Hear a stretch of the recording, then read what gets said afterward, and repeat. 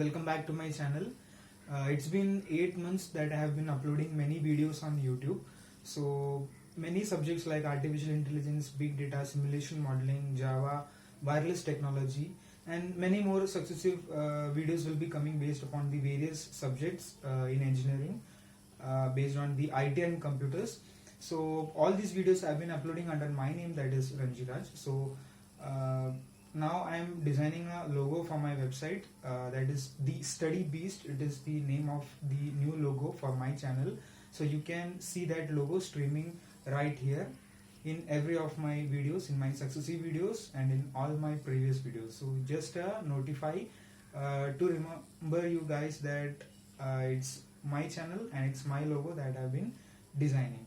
So today in this video I'll be discussing regarding the PCY algorithm, that is the Park-Cheung algorithm in the big data analytics for the frequent item set mining when the data set is very large. So let us see what this PCY algorithm is basically is.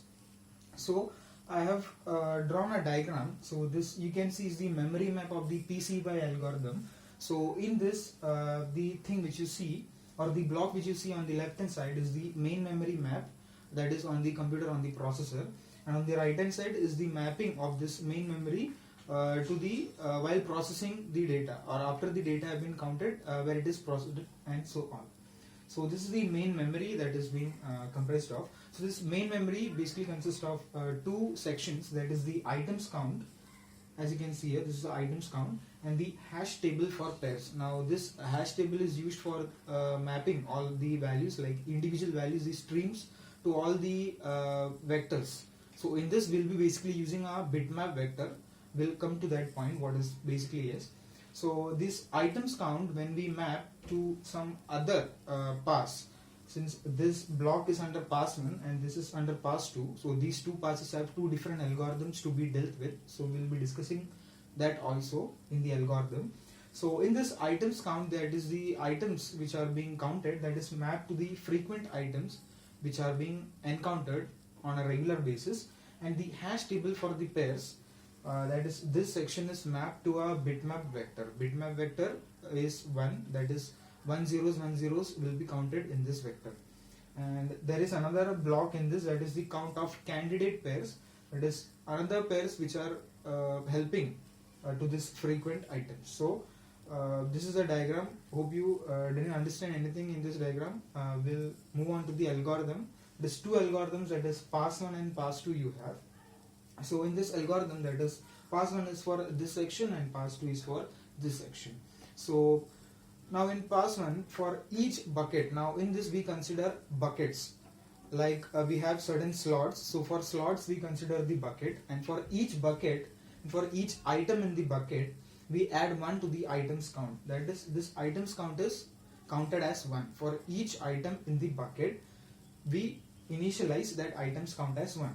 And for each pair of items, pair means two pairs or two items in fact, that is if anything is of 2 count, then it is called as a pair of shoes, a pair of tokens, something like that. So each pair of items, each pair of streams, or each bit you can say.